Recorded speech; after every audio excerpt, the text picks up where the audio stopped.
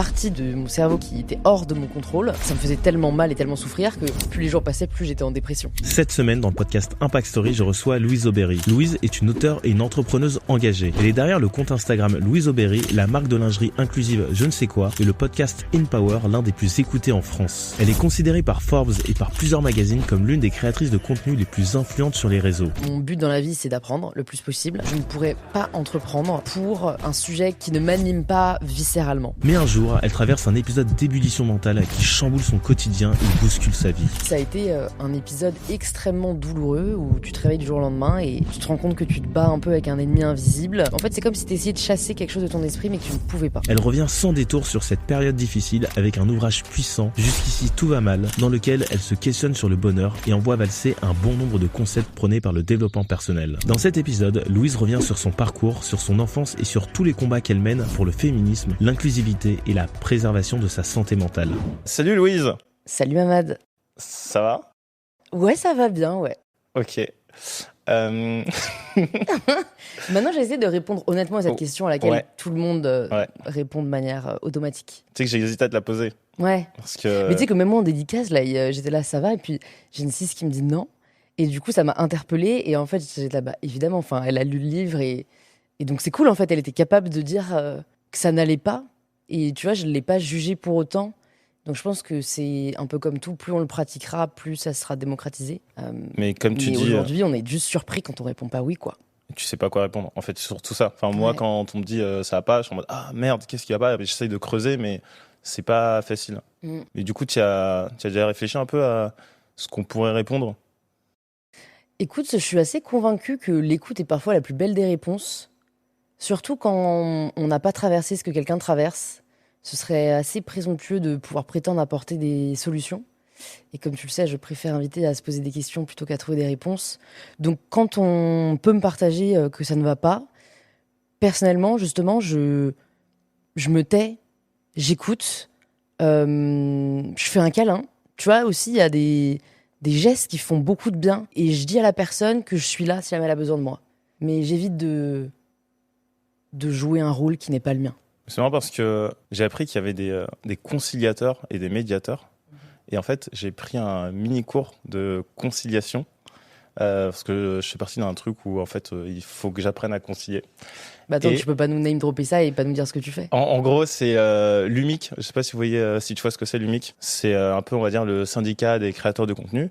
Et je fais partie du comité de pilotage, de conciliation, etc. Ce qui fait que quand il y a un problème, par exemple, entre un agent et un créateur, au lieu de régler ça en justice, ils vont d'abord passer par le comité de conciliation. Et du coup, dans ce comité de conciliation, on a appris à comment gérer les problèmes. Et la première réponse, c'est l'écoute. Mais c'est une vraie écoute active. Et en fait, tu vois, le fait de vraiment pouvoir écouter, d'avoir beaucoup d'empathie, ça permet souvent de désamorcer les solutions, enfin les situations. Bah tu vois, c'est marrant, je sais pas si je te spoil ta question, mais la seule question que tu m'as partagée, c'est donc quel est... Est-ce que tu peux te présenter par ton plus gros échec ? Voilà. Et en fait, je crois que mon plus gros échec, il est encore valable, enfin, en tout cas, vraiment celui que je ressens comme un échec, parce que sinon, le reste... Enfin, tu vois, par exemple, ce qui m'était arrivé au niveau de ma santé mentale, j'aime pas le voir comme un échec parce que j'en suis pas responsable. Donc pour moi, il y a une part de responsabilité dans l'échec qui fait que je ne mettrai pas cet épisode terrible dedans. Je dirais que mon manque d'empathie, c'est mon plus gros échec.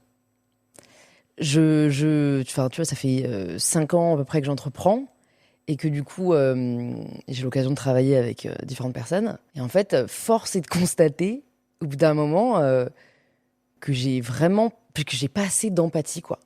J'ai vraiment beaucoup de mal quand les choses ne se passent pas comme j'aimerais qu'elles se passent. Et je pense que comme j'ai eu une enfance assez stricte, où on me passait quasiment rien, j'ai tendance à avoir développé cette exigence envers les autres aussi.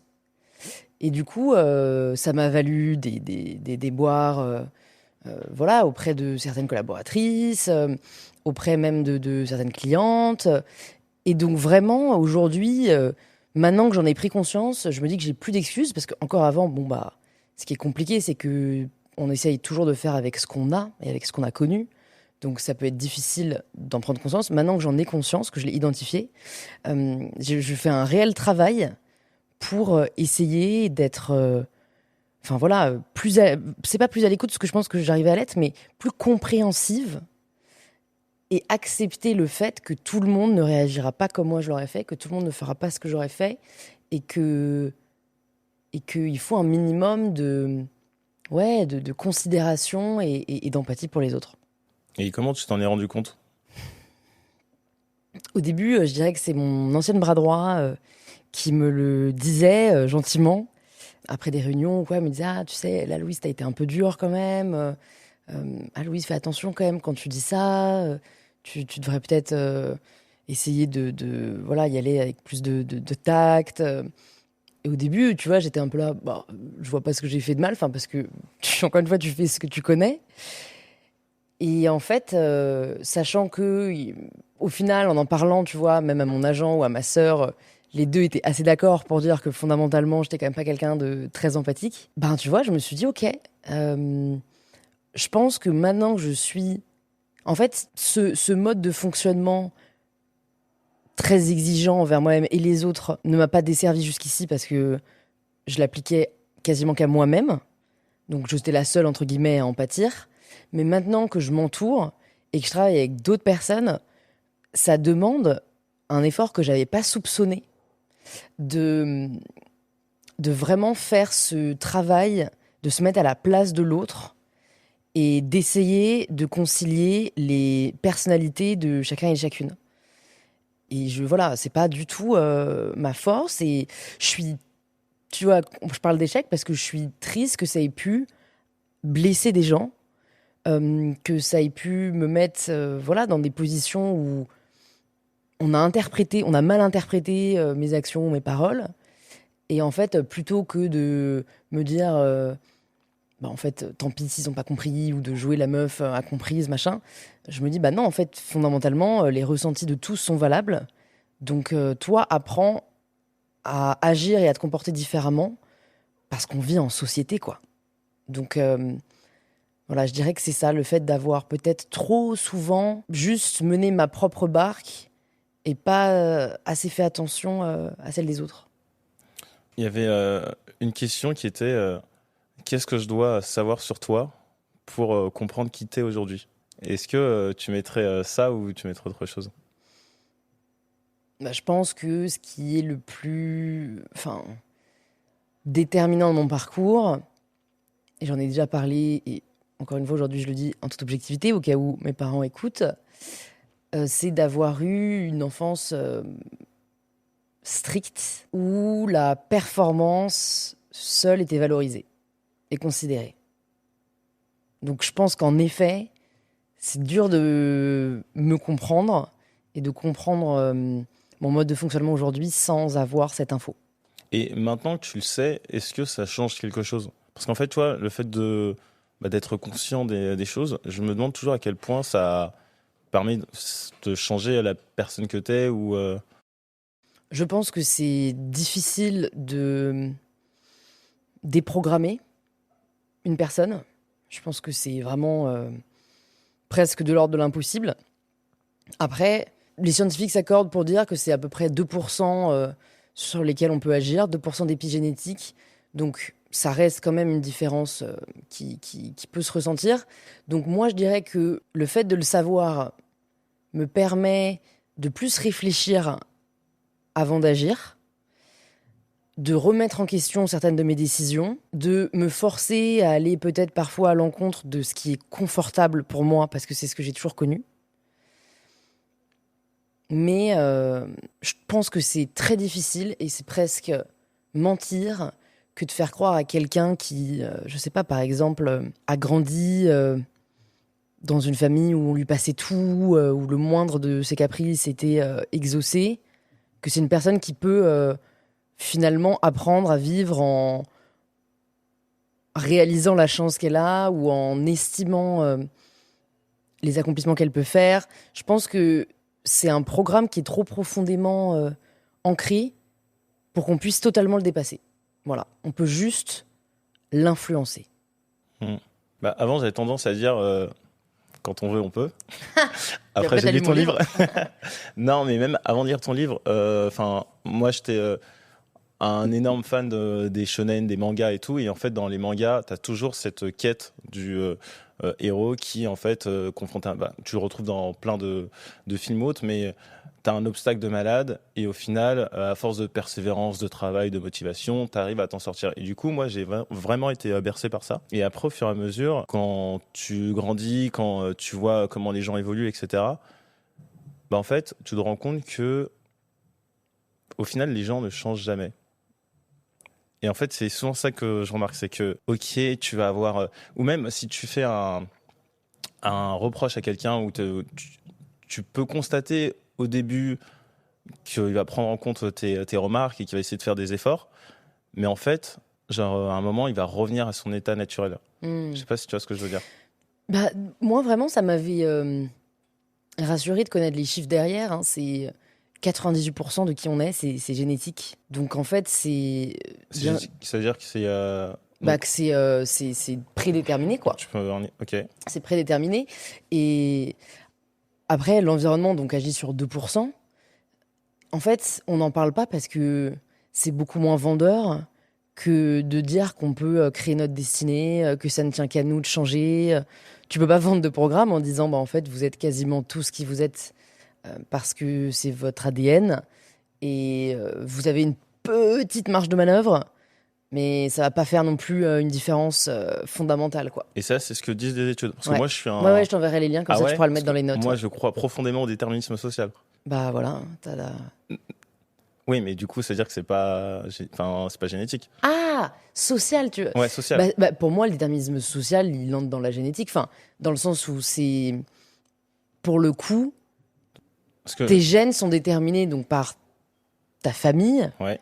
Mais après chaque vie qui passe, t'as ces 2% d'environnement qui entrent dans l'ADN de la prochaine génération, tu vois.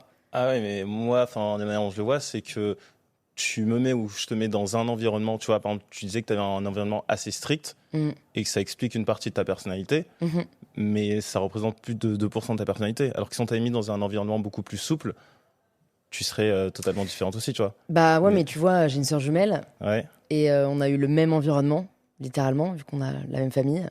Elle est pas du tout pareille que moi. Donc en fait, c'est ce que j'avais déjà en moi qui, au contact de cette exigence, a réagi d'une certaine manière.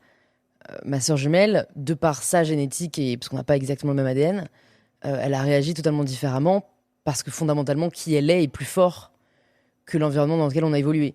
Je t'enverrai l'étude parce qu'encore une fois, de toute façon, tout est débattable, mais il prenait l'exemple de triplés qui ont été séparés à la naissance, je crois, on purpose, il est très dur à dire ce mot en anglais, volontairement. C'est horrible. Pour l'étude. Et en fait, du coup, ils ont, chacun ils ont vécu dans différents pays.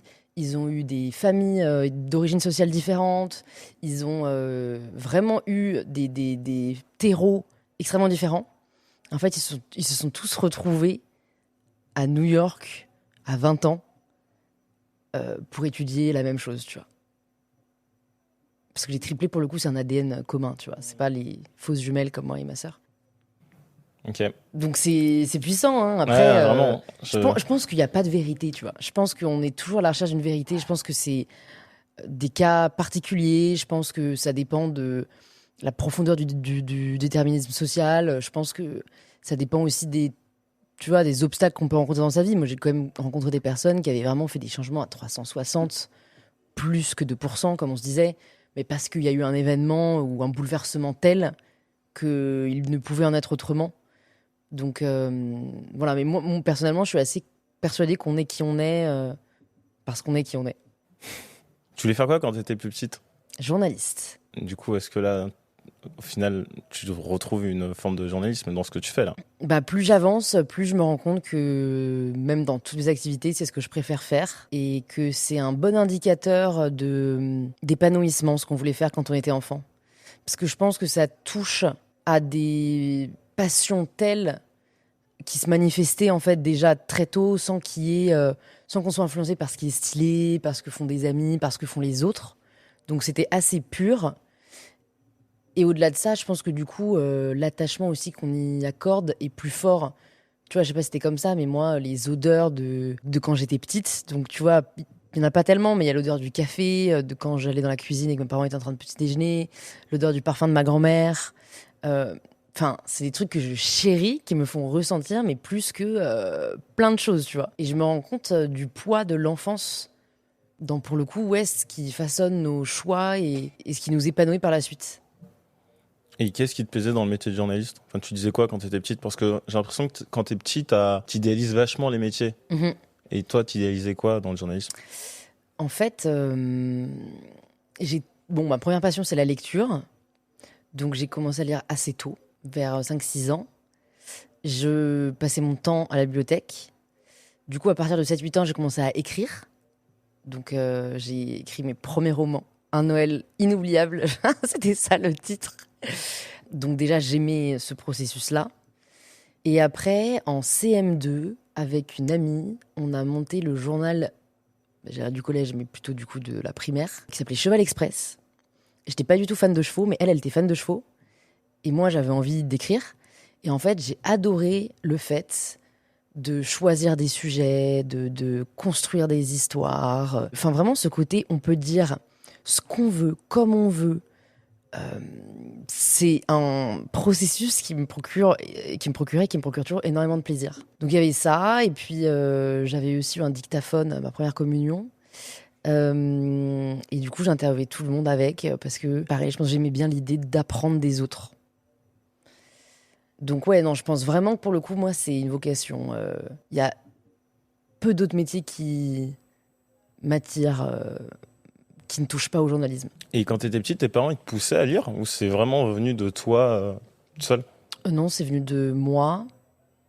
Je pense aussi en refuge à cette éducation. Donc non, c'était limite l'inverse. Du coup, c'est pour ça que j'allais à la bibliothèque, parce qu'on voulait pas m'acheter de livres. Mais franchement, je les remercie maintenant, parce que c'est quand même vachement pratique, la carte des bibliothèques. Et j'espère que les nouvelles générations, elles savent ce que c'est, tu vois, que c'est quelque chose qu'on peut continuer à faire vivre, parce que l'accès gratuit, illimité au savoir, il n'y a rien de plus précieux, quoi. Je crois que les dictatures, la première chose qu'elles font quand elles arrivent au pouvoir, c'est de brûler les livres. Mais aujourd'hui, le savoir, il est beaucoup sur Internet. Ouais, mais est-ce qu'à 6 ans, t'es censé scroller sur Internet, non, tu vois? Non, c'est vrai. Et attends, par rapport à ton éducation, pour revenir un peu dessus, t'en as reparlé avec tes parents? Ouais. Et eux, comment ils ont vécu les choses de leur côté? Écoute, ils ont fait de leur mieux, comme tous les parents. Donc, ils ont du mal à admettre que moi, j'ai pu le vivre comme ça. C'est aussi ça qui, derrière, m'a fait accepter les interprétations de différentes personnes avec qui j'ai travaillé. Parce que eux, je pense, ne pensaient pas à mal. Ils pensaient même à bien, mais moi, je l'ai ressenti comme une grosse restriction de ma liberté. Donc voilà, écoute, après, je pense qu'à l'époque, il y avait aussi moins d'infos sur la parentalité positive, ne pas dire non à un enfant, tu vois, c'était pas trop ça. Je serais curieuse d'ailleurs de voir ce que ça donne les enfants élevés à la Montessori. C'est quoi ça déjà? C'est pas l'école En fait, Montessori, c'est une professeure et autrice, une dame, Maria Montessori, si je me trompe pas, qui a théorisé une autre forme d'éducation, donc vraiment un peu la mère de l'éducation positive, et qui prône vraiment l'écoute de l'enfant, les choix, le respect des choix de l'enfant, la non-punition, enfin, de manière plus ou moins radicale, mais moi j'ai une amie qui éduque son fils comme ça. Elle ne lui dit jamais non. Enfin, en tout cas, la dernière fois que je l'ai vue, il y avait 3-4 ans, elle ne lui avait jamais dit non. Mais parce qu'elle dit que c'est en pouvoirant. Parce que par exemple, s'il fait 40 degrés dehors et qu'il veut absolument mettre son pull, elle va dire ok. Il va mettre son pull, il va se rendre compte qu'il meurt de chaud et il va l'enlever. Et c'est vrai que, du coup, d'un côté, je me dis, franchement, c'est cool parce que ça autonomise quand même l'enfant. Ça, aussi, c'est aussi une forme de respect de sa volonté. De l'autre, qu'est-ce qui va se passer quand, dans la société, on va lui dire non pour X ou Y raison? Ça, voilà. Là aussi, je pense qu'il n'y a pas de vérité. Mais c'est intéressant de voir qu'il y a en tout cas plusieurs voies aujourd'hui qui se dessinent d'éducation et qu'on peut piocher dans ce qui résonne en nous. Et toi, tu veux des enfants? Si oui, tu veux les élever comment? Sinon, pourquoi? Je ne veux pas d'enfant pour l'instant. Je suis pas radicale sur le sujet, mais comme tu l'as compris, la liberté est une valeur chère à mon cœur. Et honnêtement, je respecte énormément les personnes qui ont des enfants, mais moi, je verrais ça comme une atteinte à ma liberté. Si demain, j'ai envie de partir couvrir, je sais pas quel événement, je ne sais pas où, ça me fait vraiment chier de savoir que je peux pas parce que j'ai quelqu'un à la maison. Alors après, tu vois, mon agent vient d'avoir une petite fille, donc elle me dit oui, mais tu le vois pas comme ça. Du coup, en fait, quand tu l'as, c'est juste ta priorité et tout ce qui compte. Et je me dis bah ok, mais je sais pas si j'ai envie de ça du coup moi. Je suis très contente de pouvoir faire ce que je veux, quand je veux, relativement, hein, dans la limite du légal. Mais enfin, il y a ça, et puis évidemment, du coup, en plus, la question est écologique et psychologique. Parce que comme j'ai eu, du coup, de gros problèmes de santé mentale, un, est-ce que c'est pas héréditaire? Et deux, même si c'est pas ce trouble-là, la vie est tellement injuste, et la vie est tellement absurde, que même si je fais tout pour que mon enfant se sente bien et soit le plus heureux possible, il y a de grandes chances qu'il soit profondément malheureux, mal dans sa peau, potentiellement suicidaire. Donc, ouais, je crois que ça fait peu d'arguments Ouais, mais là, en c'est faveur. un peu sur réfléchir, tu vois. Et tu vois, la question écologique, enfin, moi, je suis pas spécialement d'accord avec cet argument, parce qu'en fait, tu vois, je me dis, je sais pas, au XXe siècle, t'as eu des guerres mondiales, les gens continuent à avoir des enfants. Tu regardes l'histoire même de l'humanité, en fait, il y a eu des tragédies, Ah il y ouais, a ouais, eu mais des ça, je famines te et les rejoins gens continuent à avoir totalement. des enfants, tu vois. Moi, j'aime pas le discours ambiant de on vit dans un monde atroce. Ouais, les gars, vous avez regardé les guerres de religion, ce que ça donnait ou pas? On a vite oublié, je pense, ce qui s'est passé. En effet, je pense juste que comme l'histoire est, enfin, la vie est absurde et injuste, à chaque époque, son lot d'injustice et de difficultés. Mais donc, écoute, ouais. Bah, après, j'ose espérer que s'il y a quelque chose qu'il faut surréfléchir, c'est le fait d'avoir un enfant, hein. Oui. Tu vois? Ouais, Je préfère le surréfléchir que pas le réfléchir du tout. Mais après, t'aurais pas tu penses pas avoir de regret? Bah si, peut-être. C'est pour ça que je suis pas complètement fermée sur le sujet. Beaucoup de gens m'ont dit ça dépend de la personne avec qui t'es, etc. Donc nous verrons. Après, voilà, j'ai la chance d'avoir une sœur jumelle. Donc elle qui veut plein d'enfants. Donc franchement, je me dis un peu, j'aurais le bon rôle de la super tante. Et je pense qu'on peut nouer des liens presque aussi forts qu'avec des enfants. Et là, t'as que les bons côtés, là, c'était la Et là, tante. t'as que les bons côtés. Ouais, Donc, je comprends. donc on verra. Pourquoi tu t'es lancé sur les réseaux? Parce que j'étais fan de sport et de nutrition et que j'avais envie de connecter avec des personnes qui étaient fans de ça aussi parce que personne ne l'était dans mon entourage. Ok, donc au début, tu partageais Donc au du début, c'était sport. juste pour que les filles que j'admirais, que je suivais, puissent voir que moi aussi, je suis intéressée par ça et qu'on puisse partager ensemble, qu'on puisse créer cette communauté, quoi. Il y avait dès le début cette vraiment volonté d'appartenance. Parce que moi, je trouve que c'est pas du tout naturel et intuitif de se mettre en avant sur les réseaux. Est-ce que toi, c'est quelque chose qui est lié à ta personnalité, tu penses, ou t'as dû un peu pas te faire violence, justement, entre guillemets, pour que je sais pas, tu commences à construire ta communauté et commences à connecter avec d'autres meufs qui font du sport? Je pense que ce qui nous est donné à voir façonne nos désirs et nos envies. Donc je pense que comme ça faisait bien 1 an que je suivais ces créatrices de contenu-là,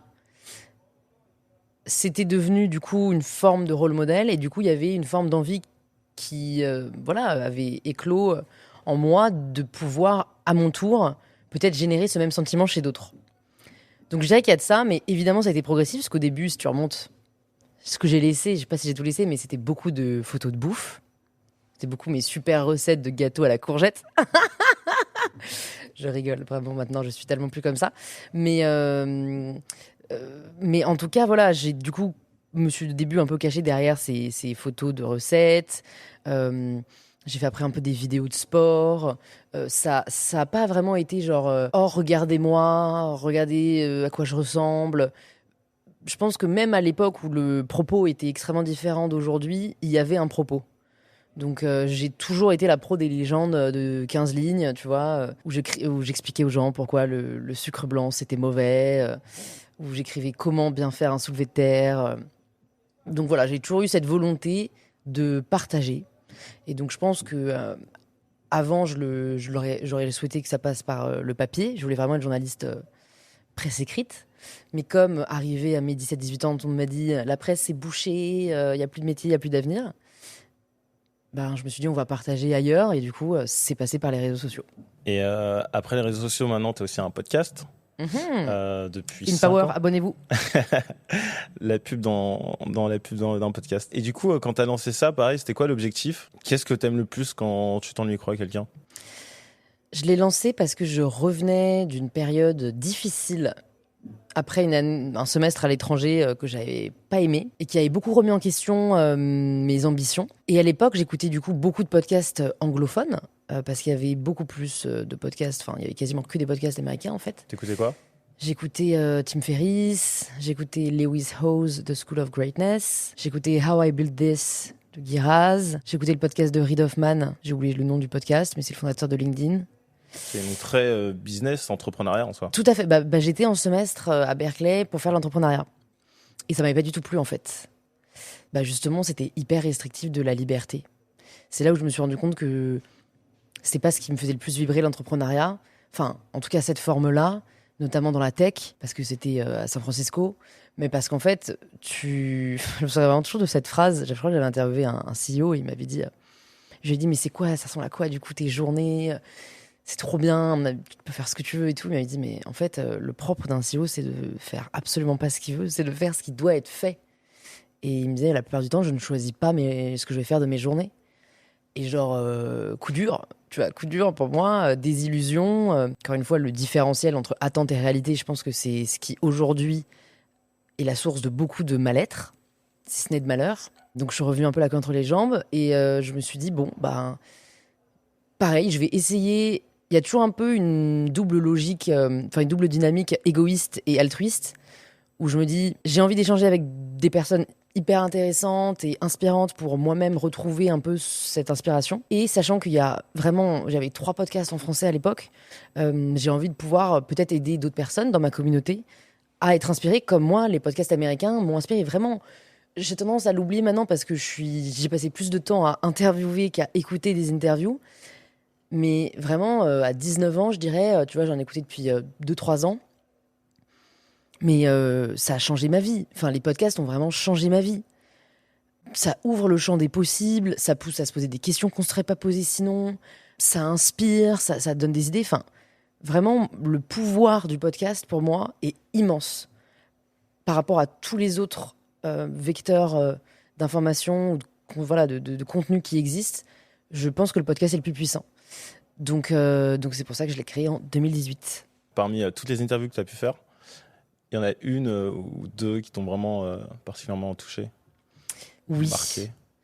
Je dirais que les 2 qui m'ont le plus marqué, la première avec Camille Etienne. Ok. Je sais pas si tu l'as reçue encore à ce micro, mais Non. parce que vraiment, je n'ai jamais été face à une si grande intelligence. Cette femme est brillante, mais vraiment brillantissime. Donc j'étais juste fascinée.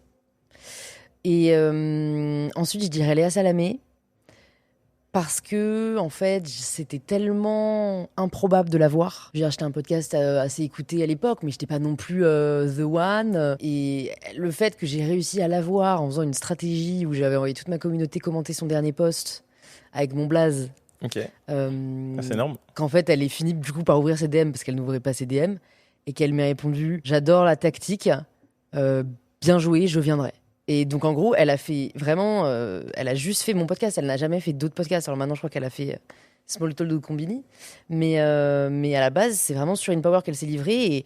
Et vraiment livrée sans faux semblant, sans masque. Enfin, tu vois, comme c'est une personnalité publique, elle aurait pu se protéger et tout. Mais elle a été hyper honnête. On n'est pas d'accord sur tout. Et c'est cool aussi. Enfin, j'en garde un très bon souvenir. Et du coup, qu'est-ce qui te plaît toujours autant là, dans ton podcast? Parce que tu fais un épisode par semaine depuis 5 ans, 6 ans. Tu te lasses pas? Non. Non, je me lasse pas parce que mon but dans la vie, c'est d'apprendre le plus possible. Et c'est le meilleur moyen d'y arriver, finalement. Donc il y a tellement de personnes qui ont à m'apprendre. En plus, j'ai accès de plus en plus à des grands esprits ou des personnalités au parcours vraiment assez extraordinaires. Donc la seule réflexion que je me suis faite récemment et que j'ai entamée, ce serait quand même dommage de se priver des talents internationaux. Donc voilà, j'ai commencé en mettant la barre très haute, en interviewant Viola Davis, Eva Longoria, Jane Fonda, que tu as bien sûr déjà écouté. Mais donc je me dis plus que j'ai envie de continuer... Et c'est plus ça qui me questionne sur la forme. Est-ce que je fais sur le même podcast? Est-ce que je fais sur un autre podcast? Est-ce qu'il faut que je me fasse un nom international? Est-ce qu'il faut que je capitalise sur ce côté française? Enfin, j'ai tendance à me prendre pas mal la tête. Ouais, je vois ça, j'ai remarqué. Et du coup, sur la partie plutôt entrepreneuriale, tu disais que quand tu étais à San Francisco, tu avais fait un peu un rejet par rapport à la tech et l'entrepreneuriat. Et du coup, pourquoi tu as décidé quand même pourquoi t'es de devenir revenu entrepreneur ouais. Ben, c'est là où je pense que, tu sais, les entrepreneurs, toi qui es dans le milieu, tu sais, ils te disent, genre, en gros, t'as été piqué ou tu l'as pas été, tu vois. Et c'est plus fort que toi. Et je pense que vraiment, moi, ça a été plus fort que moi. J'ai pas d'autre explication parce que je suis vraiment rentrée en mode, c'est pas pour moi, j'entreprendrai jamais, etc. Et puis, genre, 1 an et demi plus tard, tu vois, donc même pas 10 ans plus tard. Ça me travaille, je me dis quand même vraiment, c'est tellement discriminatoire comme industrie, la lingerie. Je parlais beaucoup du corps à cette époque sur mes réseaux. Je voyais que beaucoup de femmes qui me suivaient ne se sentaient pas bien dans leur peau, que la lingerie pouvait être un vecteur pour elles de confiance en soi. Et donc, en fait, je pense que j'ai entrepris... Enfin, en fait, je pense que je ne pourrais pas entreprendre pour un sujet qui ne m'anime pas viscéralement. Et tu vois, il y a un peu, d'ailleurs, 2 familles d'entrepreneurs. Tu as celles et ceux qui s'en foutent de ce que c'est, ce qu'ils veulent, c'est le game, c'est la croissance, c'est aller chercher le challenge. Et t'as celles et ceux qui le font presque parce qu'ils n'ont pas d'autre choix, parce qu'ils se disent en fait ça c'est trop important pour que ça n'existe pas. Donc moi c'est plutôt ce dernier cas et en fait je me suis juste dit c'est une prolongation de mon travail sur les réseaux sociaux quoi. C'est juste un autre moyen d'aider les femmes à se sentir bien dans leur corps. Donc ouais je suis contente d'avoir osé. Je suis contente de n'avoir pas connu le milieu du textile avant, parce que c'est très, très compliqué. Ouais. Beaucoup de barrières à l'entrée, et puis beaucoup de problèmes quand tu veux produire de manière éthique. Mais ça pousse à se réinventer sans cesse, ça pousse à innover sans cesse. C'est vraiment une école formidable. Et tu penses que si on t'avait parlé de toutes les difficultés qu'il y a dans le textile, tu te serais lancé quand même ou pas? Non, il n'y a pas moyen. Pourquoi? Enfin, c'est quoi un peu les difficultés pour ceux qui connaissent pas le milieu? En fait, déjà moi, ce qui me fait le plus chier, c'est les en fait, ce sur quoi tu n'as pas la main, mais c'est-à-dire tout. On a déjà eu des problèmes de matière où en fait, tu te rends compte au dernier moment que la matière, elle ne répond pas comme elle est censée répondre. Donc, tu dois trouver des solutions pour que le tombé au final soit à peu près similaire. On a déjà eu des problèmes de gradation des tailles. Où en fait, sachant qu'on s'adresse à de nombreuses tailles, du 75A au 115F, du XXS au triple XL, en fait, tu peux avoir des problèmes dans la gradation et tu as des différentiels ensuite de mesure. On a déjà eu des problèmes de retard de livraison, alors que en fait, quand tu vends des maillots, ils peuvent pas arriver fin juillet, tu vois.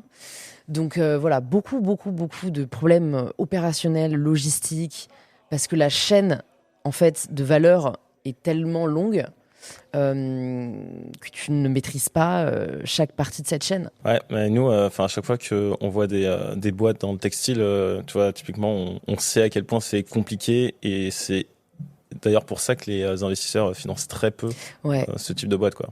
Et ce qui est dommage, parce que tu regardes au final les marques, les entreprises qui font le plus rayonner la France.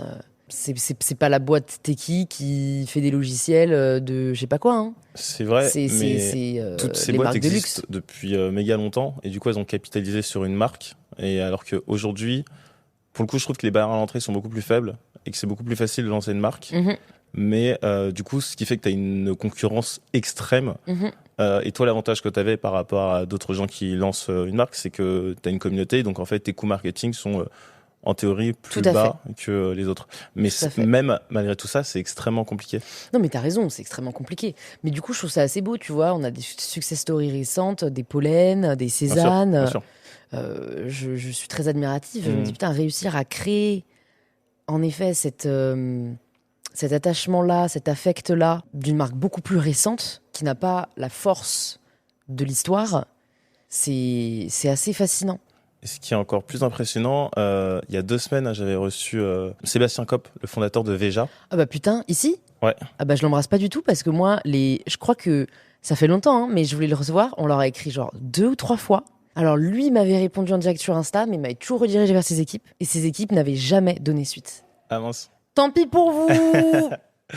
Bah écoute, lui pour le coup, tu sais, il a réussi à faire une marque sans marketing. Et sans lever de fonds, je Et crois. sans levée de fonds. Waouh, C'est exceptionnel. C'est extraordinaire. Enfin vraiment, j'étais ultra impressionné par tout ça.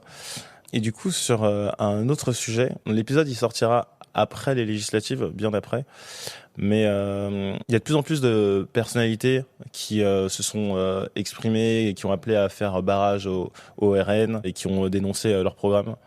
Toi aussi, tu as fait une vidéo il y a quelques semaines où justement tu revenais sur le fait que c'est pas un parti qui défend les femmes.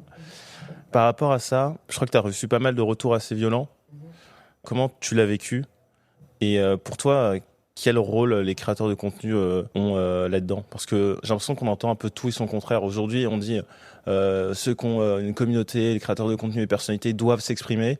Et de l'autre, on dit non, mais en fait, c'est pas votre rôle, vous devez pas le faire, etc.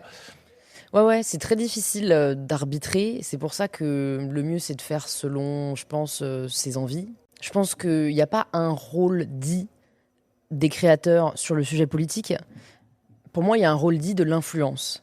C'est-à-dire qu'à partir du moment où on a une plateforme, à partir du moment où on a une voix, à partir du moment où on sait qu'on peut faire bouger les choses, je trouve ça dommage de s'en priver. C'est mon avis. Et j'ai toujours considéré que moi, j'étais sur les réseaux pour cette raison-là. C'est pas tellement... je sais qu'il y a des filles qui adorent partager leur quotidien, tu vois, connecter. Moi, c'est vraiment pas tant ça, c'est réfléchir moi-même à des sujets et les partager, échanger, débattre, évoluer. Et la politique en est un moyen. Après, tu vois, c'est pour ça que je dis vraiment que le but, c'est, je pense aussi de respecter les choix de chacun et de chacune. Moi, je prends pas la parole sur tous les sujets. Je trouve que là, justement, ce serait reprocher à des créateurs, des créatrices de ne pas s'exprimer, mais en fait, ce serait attendre d'eux qu'ils maîtrisent tout, ce qui est impossible. Donc, je prends la parole quand vraiment je sais que j'ai des choses à dire, que j'ai une valeur à apporter. Sinon, je pense que pour d'autres sujets, d'autres le feront mieux que moi.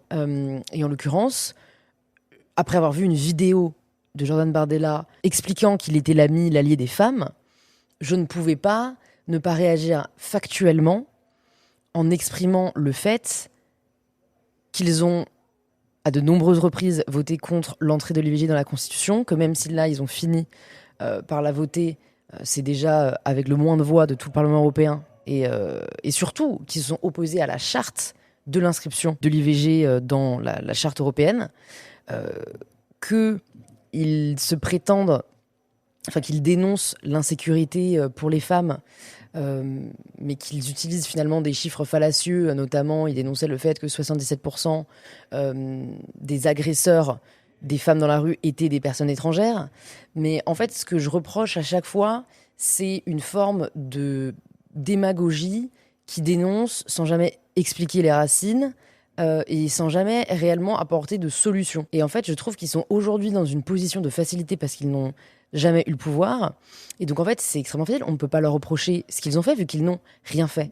Donc, je pense que c'est important de rappeler que c'est déjà beaucoup plus facile de promettre que de délivrer et qu'il ne faut pas s'arrêter aux paroles.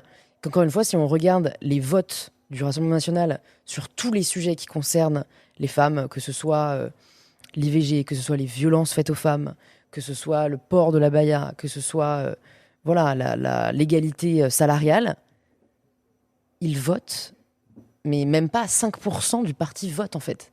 Donc, c'est tellement hypocrite que pour moi, ce serait trop grave de ne pas me prononcer sur ce sujet-là. Donc, personnellement, je n'attends pas des créateurs ou des créatrices qui prennent la parole sur la politique. Mais j'admire celles et ceux qui le font. Il y a notamment, tout le monde en a parlé, mais tu sais, Squeezie notamment qui en a parlé. Et c'est hyper noble de sa part. C'est fou. Et moi, je me souviens que Il l'après-midi gagne dans même, mon respect. Je me disais, mais jamais de la vie un mec comme Squeezie s'exprimerait. En fait, il a tout à perdre à s'exprimer.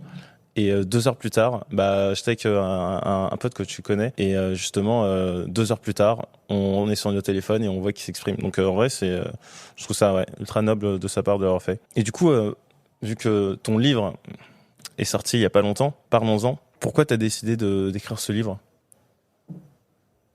qui parle de santé mentale? Ouais. J'ai décidé d'écrire ce livre parce que j'avais trop souffert pour ne pas en parler et que j'avais vraiment envie de comprendre d'où venait cette idée du bonheur qu'on a aujourd'hui socialement, communément acceptée, qui est un énorme mensonge, quoi, qui est vraiment... Mais finalement, ce n'est pas surprenant parce que les standards de beauté, on les a aussi implicitement acceptés, alors qu'ils sont tout aussi absurdes. Donc moi, mon truc, c'est un peu déconstruire ce que j'ai fait dans mon premier livre, Miroir, miroir, dis-moi ce que je veux vraiment, mais plus sur la féminité. Et donc là, je me suis dit, on t'a vendu une idée du bonheur, tu as été une grande consommatrice de développement personnel, or, tu te rends compte aujourd'hui que tout ça est extrêmement vain et extrêmement conditionnel et peut faire beaucoup plus de mal que de bien. Donc est-ce que tu n'aurais pas enquêté sur vraiment ce qu'est le bonheur et surtout sur les pièges à éviter qui m'auraient personnellement permis de gagner du temps. Et toi, comment t'as... Justement, du coup, t'as une forme de dépression? Enfin, comment tu qualifies... Ouais, franchement, tu sais que je me dis à chaque fois que j'en parle, genre, putain, j'aimerais tellement que ce soit un nom que tout le monde connaît ou une maladie facilement identifiable auquel les gens peuvent raisonner. Non, c'est de l'ébullition mentale. Donc, la dépression serait plutôt induite de l'ébullition mentale. C'est-à-dire que c'est... Du coup, c'est avant? En fait, c'est juste que mon cerveau, du coup, était tellement... Enfin, en roue libre, il y avait une partie de mon cerveau qui était hors de mon contrôle. Ça me faisait tellement mal et tellement souffrir que plus les jours passaient, plus j'étais en dépression. Mais le jour où l'ébullition mentale est partie, j'étais plutôt en dépression, tu vois. C'est pour ça que c'est pas une dépression au sens clinique du terme. Mais du coup, oui, ça a été un épisode extrêmement douloureux où tu te réveilles du jour au lendemain et tu te rends compte que tu te bats un peu avec un ennemi invisible. Tu comprends pas ce que c'est, tu parles à quelqu'un mais t'es en train de penser à autre chose, mais tu sais pas vraiment à quoi tu penses, mais en tout cas c'est là. En fait, c'est comme si t'essayais de chasser quelque chose de ton esprit mais que tu ne pouvais pas. Tu ne pouvais pas et du coup ça demande énormément d'énergie de se concentrer, ça demande énormément d'énergie de le combattre parce que c'est H24 et que surtout qu'en plus personne ne sait ce que t'as, personne ne comprend ce que t'as. Donc tu dois faire face à l'errance médicale et tu dois te poser la question de ce que tu feras si jamais t'arrives pas à t'en sortir. Donc ouais, moi, c'est un cauchemar, ce serait le meilleur terme. Cauchemar dont t'arrives pas à sortir. Donc ça t'arrive du jour au lendemain. Ouais. Tu vas voir des psychologues, des psychiatres, et personne ne sait ce que t'as. Non, enfin, ça m'était arrivé pour des courts épisodes 2-3 fois dans ma vie, mais c'était toujours parti. Et là, ça ne partait pas. Le premier psychiatre m'a diagnostiqué un trouble, mais qui n'était pas le bon. Il m'a prescrit des médicaments qui n'étaient pas les bons. Donc, heureusement, entre gros guillemets, vu que j'étais au tout début et que j'étais encore convaincue que le développement personnel pouvait m'aider, j'ai pas pris les médicaments longtemps parce que je pensais que c'était plus noble de s'en sortir toute seule. Et après ça, j'ai vu un autre psy qui, là, m'a posé un autre diagnostic, un burn-out. Donc, j'ai ralenti. Cette fameuse aussi injonction à ralentir que je dénonce également dans mon livre. Ça ne m'a pas du tout aidé. Donc on est parti sur une autre hypothèse. Je vais m'arrêter là. Non. Mais en gros, voilà, on m'a mal diagnostiqué à plusieurs reprises jusqu'à ce que je tombe sur un psychiatre. Enfin non, d'abord, c'est mon psychothérapeute que tu as rencontré à la soirée de lancement de mon livre parce que... Enfin, je lui... Tu sais, j'ai fait un Avec discours... les lunettes jaunes ou... Non, c'est pas lui? Non, ça c'est Fabrice Midal. Ok, d'accord, on l'embrasse, je confonds. un philosophe que Oui. j'ai reçu sur mon podcast. Non, mais tu l'as rencontré, je sais pas si tu l'as parlé, mais en tout cas, dans le discours, si tu étais là quand je l'ai fait, Oui. c'est la première personne à Oui, qui j'ai je me dédié. souviens, à ce moment. Enfin, Ok. je lui dois ma vie. C'est vraiment, je pèse mes mots, quoi. Donc, j'ai réussi grâce à ce psychothérapeute qui m'a fait faire des tests poussés et voir un psychiatre spécialisé le juste diagnostic de ma santé mentale. Ok, et après ça, du coup, tu t'en es sorti grâce à des médicaments. Grâce à des médicaments. Ok. Voilà, que je Ah. prends toujours, que je prendrai peut-être à vie, et c'est totalement OK. Mais du coup, pourquoi le livre? Pourquoi tu dis pas que la solution, c'est de Bah, bien se faire diagnostiquer Non, mais parce qu'en fait, au-delà de la solution que je cherchais à ma santé mentale, j'ai eu une espèce de désillusion de ce qu'était le bonheur, de notre responsabilité dans ce bonheur, dans tout ce qui m'empêchait, même maintenant que j'étais soignée, d'être heureuse, parce que je m'étais dit, en fait, ok, maintenant que je vais mieux, tu vois, c'était septembre 2022, que vraiment j'ai été guérie, je ne serai plus jamais triste de ma vie, enfin, plus rien ne peut m'atteindre, je remercierai chaque jour, tu vois, qui passe. Et en fait, j'étais encore en train de retomber dans l'écueil de penser que ça relevait de ma volonté. Et d'étudier encore voilà, tous les freins qui étaient sur mon chemin, donc le perfectionnisme, la comparaison, la performance de genre. En fait, je me rendais compte que ce n'était pas du tout aussi facile qu'on m'avait laissé croire que ça l'était d'être heureuse. Et j'ai même remis en question le simple but de ce bonheur-là, qui finalement, pour moi, est une promesse qui sert bien le capitalisme, parce que comme on ne peut jamais vraiment l'atteindre, eh bien, on essaye toujours un peu plus d'y arriver.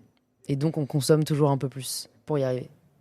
Mais du coup, au final, est-ce que l'idée, ce serait pas d'atteindre... En fait, le bonheur, c'est pas un état constant. Mhm. C'est un état, en fait, que tu parviens à tenir, enfin, à toucher en tout cas, et ensuite, tu reviens à ton état normal. Donc, en fait, peut-être que le but, c'est juste de réussir à avoir des moments de bonheur, tout en étant conscient que à la fin, tu reviens à ton état stable. À un moment dans ton livre, tu dis, un truc qui m'a beaucoup surpris, c'est que les athlètes, une fois qu'ils je sais pas, qu'ils deviennent premiers, qu'ils arrivent à gagner le championnat, ils sont heureux pendant 48 heures et ensuite ils retombent à leur état initial. C'est l'adaptation hédonique. Bah, du coup, toi, t'en tires quoi comme conclusion de cette adaptation hédonique? Bah, en fait, moi, j'en tire que si on veut être heureux, il faut arrêter de chercher de l'être. Parce que sinon, on verra, et d'ailleurs, c'est les études qui le montrent, hein, on voit toujours ce qu'on n'a pas ou ce qu'on pourrait avoir de plus. Donc, en fait, ce qui m'interroge juste, c'est pourquoi est-ce qu'on est dans une quête effrénée du bonheur au XXIe siècle? C'est une idée très récente, comme tu l'as vu dans mon livre. En fait, le bonheur tel qu'on conçoit aujourd'hui, c'est pas du tout quelque chose auquel on a toujours aspiré dans l'histoire de l'humanité. Et pourquoi, en fait, on ne remet pas en question cette injonction aussi d'une certaine manière? Parce que, en fait, aujourd'hui, ce qui me dérange beaucoup, c'est l'individualisme qu'on associe à l'idée de bonheur et la responsabilité qui est sous-jacente. Parce qu'en fait, c'est un concept qui, du coup, devient culpabilisant, pour lequel on n'a pas de mode d'emploi. Et je pense qu'il vaut mieux chercher un but sur lequel on a la main, tu vois, plutôt que de se dire, finalement, un peu comme tu dis, bon, bah, on verra, très bien, j'aurai des moments de bonheur, oui, très bien. Mais pour moi, ce que je remets en question, c'est la quête. C'est pas, à mon avis, ce qu'on est censé chercher. Et je le dis dans le livre qu'on est censé chercher, mais je vais pas le dire parce que je l'ai dit dans trop de podcasts et je me dis, putain, Louise, t'es vraiment une mauvaise vendeuse, genre, laisse un peu de suspense. Mais pour revenir rapidement là-dessus, moi j'ai le sentiment que en Occident, le bonheur est ultra capitaliste. Mhm. Et que dans d'autres régions du monde, moi je compare beaucoup au Mali, donc je suis originaire du Mali, et en fait quand je vois l'état de bonheur entre des Maliens ou des Français, en fait c'est pas la même chose, on recherche pas du tout la même chose. Et tu vois, enfin c'est un peu cliché, mais tu vois, si tu prends des exemples dans des villages au Mali, au final les gens se contentent de peu. Mhm. Après tu dirais que c'est parce que parfois ils ont pas le choix, mais en fait leur niveau d'exigence est moins élevé et donc en fait ils sont beaucoup plus heureux parce qu'ils cherchent pas toujours cette croissance infinie du... Ouais, mais je suis totalement d'accord, hein. Et du coup, pour moi, en plus, je suis même pas sûre qu'ils recherchent le bonheur et ça explique d'ailleurs peut-être ce pourquoi ils l'atteignent. Mais en fait, un des gros problèmes de notre époque, et c'est pour ça que j'ai fait tout un chapitre sur la comparaison, c'est qu'aujourd'hui, en fait, il n'y a rien de pire. Il n'y a pas de plus grand ennemi au bonheur que le différentiel entre attente et réalité. Et aujourd'hui, comme tout le monde met sa vie en scène sur les réseaux sociaux, et 2, on a accès à cette mise en scène, on finit par désirer ce qu'on ne peut pas avoir ou par regretter ce qu'on n'a jamais voulu par ailleurs. Et en fait, c'est ça qui est très difficile aujourd'hui, c'est que moi, parfois, j'ai des déceptions parce que quelqu'un fait un truc hyper stylé, mais qui n'était même pas dans mon, tu vois, dans mon prisme d'objectif à atteindre. Et en fait, ce qui est vraiment difficile aujourd'hui, c'est de composer avec ça. C'est de composer avec la réussite apparente de tous et l'échec apparent de notre vie, parce qu'on ne voit que ce que les gens veulent bien nous montrer.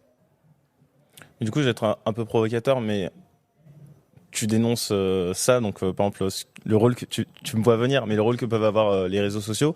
Mais du coup, est-ce que toi aussi, tu penses pas que tu contribues aussi à ça? Je pense que en écrivant ce que j'ai écrit, non. Parce que j'ai été hyper transparente et crue sur l'envers du décor. Après, ça n'empêche, tu vois, c'est pas pour. Ils s'amusent à côté. Ouais, c'est. On est dans un studio où il y a aussi juste à côté des cours de danse, donc on les entend. On veut te voir après, Chanter, ouais, bah oui, bien dans sûr, la vidéo. c'est partie du podcast, ouais. Mais donc, je pense que c'est pas le fait d'être manichéen n'est pas la réponse, tu vois. Je pense que le but n'est pas ensuite d'avoir un Instagram où tu partages que tes souffrances et tes pleurs. Je pense que montrer ce qu'on réussit à accomplir, c'est une source d'inspiration pour beaucoup de personnes. Certaines personnes me le disent. Le fait que j'ai créé ma marque assez jeune, le fait que j'entreprenne, ça leur donne le courage et la force d'y arriver. Mais ce que je ne ferai jamais, c'est ne montrer que ce qui va bien, parce qu'en fait, ça dessert tout le monde. Ça me dessert moi, parce que du coup, je serais dans une espèce de mensonge qui finalement ne ferait qu'augmenter mes exigences, et je ferais culpabiliser d'autres personnes qui n'arrivent pas à tout faire bien.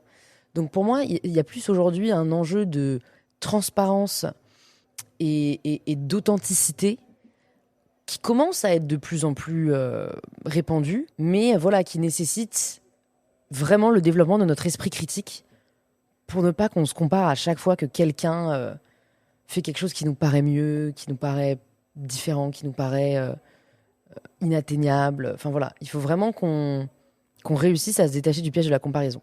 Et pourquoi tu fais tout ça? Je pense fondamentalement parce que j'adore apprendre. Et que c'est le moyen le plus cool que j'ai trouvé de le faire. Franchement, tu sais que moi, parfois, je me dis, j'aurais pu être étudiante toute ma vie. Hein.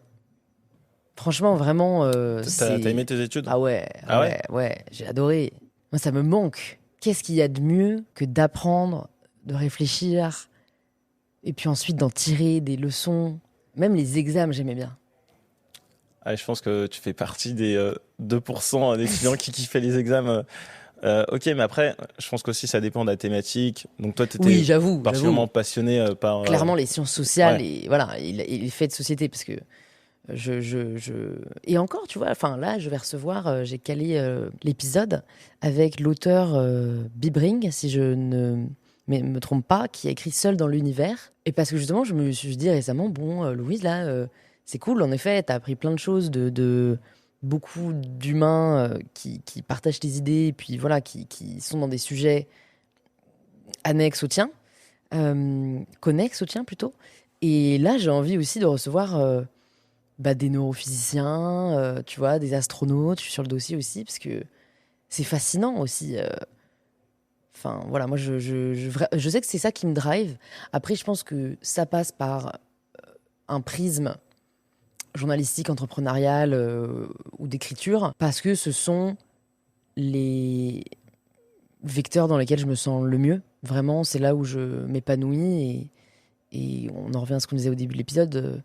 Je pense que je suis génétiquement programmée pour aimer plus écrire, par exemple, que résoudre des problèmes ou essayer de trouver des solutions à des équations. Pour revenir sur ce qu'on disait sur les réseaux, aujourd'hui, tu es vachement exposé sur les réseaux ou dans les médias ou autres. Et comment tu fais pour gérer un peu cette exposition? Parce que du coup, forcément, tu prends beaucoup d'amour d'un côté, mais tu dois aussi prendre des haters. Comment tu gères tout ça? J'apprends, là aussi, c'est moi qui voulais apprendre. Je suis servie. J'apprends au fur et à mesure à accepter que ce que je fais n'est pas qui je suis, que si on n'aime pas ce que je fais, ça veut pas dire qu'on ne m'aime pas, et que même si on m'aime pas, c'est pas grave. Donc c'est vraiment un travail sur moi-même. J'ai beaucoup de mal à accepter de décevoir, à accepter l'erreur, à accepter de mal faire. Et mine de rien, être créatrice de contenu, c'est un peu être jeté dans le bain malgré toi, quoi. Donc franchement, je pense vraiment pas pouvoir donner de conseils là-dessus. parce que je suis moi-même vraiment en train d'essayer d'apprendre et de l'accepter. Mais je m'autorise, ce que je faisais pas forcément avant, justement de pas avoir encore toutes les clés. Je m'autorise à être triste quand m'insulte. Je m'autorise à m'auto-flageller quand je fais une erreur. Mais j'essaye vraiment de garder en tête un mantra qui m'est cher. Faire de son mieux, que peut-on vraiment exiger de plus que cela ? Et par rapport à tout ça, à cette exposition, c'est quoi les compliments qui te touchent le plus et les critiques qui te touchent le plus ? Les critiques qui me touchent le plus, c'est quand on remet en question mon engagement féministe. Parce que vraiment, j'ai envie de leur dire, les gars, je gagnerais beaucoup plus à ne pas être publiquement engagée qu'à l'être comme je le suis aujourd'hui. Donc si c'était pas sincère, je m'en passerais. Et les compliments qui me touchent le plus, en fait, j'essaie d'y penser parce que je sais qu'il y a des cis ce week-end en dédicace qui m'ont dit des compliments où je me suis dit, mais en fait, tu peux pas me faire de plus beaux compliments. Et je pense que c'était vraiment juste, tu m'as aidé, quoi. Tu m'as aidé à me sentir mieux dans ma peau, tu m'as aidé à m'accepter, tu m'as fait grandir, tu m'as fait réfléchir. Voilà, c'est vraiment le sentiment que je peux apporter une valeur ajoutée. On arrive sur les questions de fin, mais avant ça, en fait, c'est un podcast qui est fait en partenariat avec l'ADEME, donc l'Agence de la transition écologique. Et du coup, dans le cadre de ce podcast, on fait un quiz. Il y a 3 questions. Donc sur des thématiques en lien avec l'invité. Donc première question, pour toi, ça sera en lien avec le numérique, les réseaux sociaux, etc. T'as compris. Donc on sait tous que le numérique, c'est pas que virtuel et qu'il a beaucoup d'impacts environnementaux. À ton avis, quel est le pourcentage lié à la fabrication du matériel, donc smartphone, ordinateur ou autre ? Est-ce que c'est 22% ? Est-ce que c'est 45% ? Est-ce que c'est 78% ou est-ce que c'est 89% ? De la pollution globale dans le monde ? L'impact environnemental du numérique au global. Donc, est-ce que dans cet impact-là... Parce que moi, comment je l'interprète, c'est en gros, dans les 100% de la pollution dans le monde, Ouais. Est-ce que la pollution numérique représente 22% ? Non, c'est pas ça. C'est le pourcentage d'impact lié au matériel, enfin à la fabrication Donc, du par matériel. exemple, ce micro, quel est son impact environnemental ? Ouais, enfin c'est ça. Ok. Je dirais 78%. Bonne réponse. Oui, 78%. J'aurais dû parier quelque chose. J'avoue, 78% de l'impact environnemental du numérique est lié à la fabrication. Et parce que du coup, tu as des extractions ultra importantes de métaux rares, fabrication qui dépendent du carbone pour produire de l'électricité, etc. Ok. Deuxième question, santé mentale, éco-anxiété, les Français préoccupés et inquiétés par le réchauffement climatique. Alors, si on prend différentes grandes thématiques telles que le pouvoir d'achat, la santé, les logements, l'immigration, les transports, les impôts, les inégalités, selon toi, quelle est la place qu'occupe l'environnement parmi ces préoccupations ? Première place, troisième place, 5e ou 10e ? Pour tous les Français ? Ouais. J'hésite entre première et troisième. Parce qu'en vrai, je pense qu'il y a quand même des préoccupations plus terre-à-terre d'abord, financières. Je veux dire troisième. Heureusement qu'on parie pas grand-chose. Hein. Ouais, c'est la bonne réponse. Et oui. Du coup, c'est la 3e place parmi les préoccupations principales des Français. Selon une étude de l'ADEME, 60% des Français interrogés sont inquiets face au réchauffement climatique et estiment qu'il est urgent d'agir. 3e et dernière question du quiz. Là, on est sur les thématiques féministes.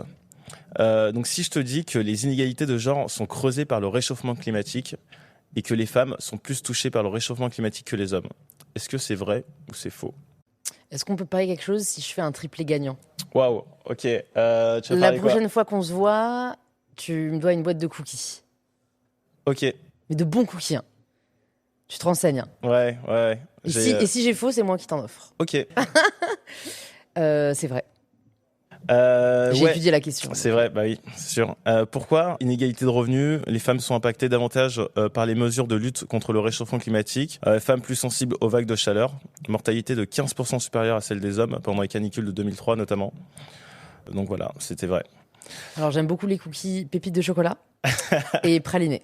Ok, je note. Non mais en plus, t'avais déjà la réponse. Enfin, tu pour le la savais dernière, déjà. Ouais, pour la dernière, ouais. oui, mais pas les deux autres. C'est pour ça. Franchement, les deux autres, j'ai essayé de faire au plus rationnel. Pardon, je me suis fait avoir. Alors, est-ce que par rapport à ton podcast, est-ce qu'il y a une personne, enfin, c'est qui la personne que tu rêves d'interviewer ? Michelle Obama. T'as déjà réfléchi pas mal de fois à la question. Là. Ouais. Et c'est quoi ton plan pour y arriver ? Alors, j'avais un premier plan qui a échoué, mais du coup, il faut un plan B. J'ai eu la chance d'être invitée à Washington par sa maison d'édition pour la sortie de son 2e livre. Et j'ai fait des pieds et des mains, parce que c'était juste, entre guillemets, pour assister à une conférence où elle était là. Enfin, en petit comité, tu vois, je l'ai quand même vu de près. C'est ouf. Et j'ai rencontré l'ambassade de France. J'ai essayé de contacter sa maison d'édition américaine. Bon, j'ai pas réussi à l'interviewer à ce moment-là. Et tu pouvais pas aller la voir pendant... Non. Impossible. Non. Et en plus, une fois, on m'a répondu non, en fait, il faut payer pour la rencontrer. Je là. Ah oui. Nope. Donc, elle a fait le podcast de Jay Shetty récemment. Je pense peut-être le shortcut, c'est avoir Jay Shetty sur mon podcast, lui demander le contact de Michelle Obama et essayer d'avoir Michelle Obama. Ou alors, comme elle est engagée dans de nombreuses causes, essayer de la voir peut-être plus par le prisme caritatif, humanitaire. À ce micro, j'ai reçu Christian Vanizette, qui est le fondateur de Make Sense. Et lui, il avait comme prof Michelle Obama, parce qu'il faisait partie de la Obama Fondation Leader. Okay. Il y a un programme de leader Obama, et en gros, du coup, pendant ce programme-là, il avait des cours avec Michelle Obama. Et tu sais, pendant le podcast, il est en mode, bah tu vois, quand Michelle, elle te dit ça, tu sais, il en parle comme si c'était sa pote. Ouais. Donc voilà, peut-être que... Okay. Je sais pas à quel point il la connaît, mais Ok. Bon, bah on lui demandera. On lui demandera. Dernière question, Louise, c'est quoi pour toi avoir de l'impact ? Pour moi, avoir de l'impact, c'est réussir à faire une différence positive dans la vie des gens. Tu dirais que tu as de l'impact ? On me le dit. Donc j'espère. Merci beaucoup. Merci Mamad. Cet épisode a été réalisé par René Prod, le studio de podcast durable, en partenariat avec l'ADEME, l'Agence de la transition écologique. Il a été enregistré à la Maison de la Conversation à Paris. Si vous avez aimé cet épisode, n'hésitez pas à nous mettre 5 étoiles sur votre plateforme d'écoute préférée. Avant de me quitter, je vous recommande un autre super podcast, c'est Oh My Planet, un podcast de l'ADEME qui vous emmène dans les coulisses de la transition écologique, je vous le recommande.